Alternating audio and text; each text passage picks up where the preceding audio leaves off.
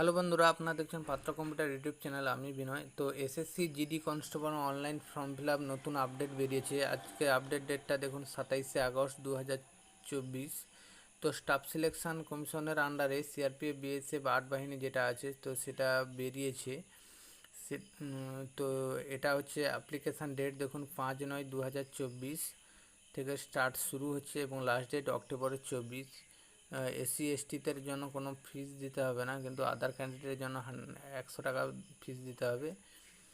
তো এটা বেরিয়েছে এবং এজটা দেখুন 1/1/2025 18 থেকে 23 বছর।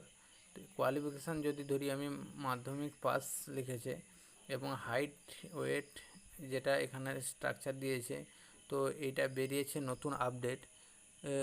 ফুল ভিডিও, ফুল নোটিফিকেশান বা ফুল ভিডিও সব কিছু ডিটেলসে চ্যানেলে পেয়ে যাবেন।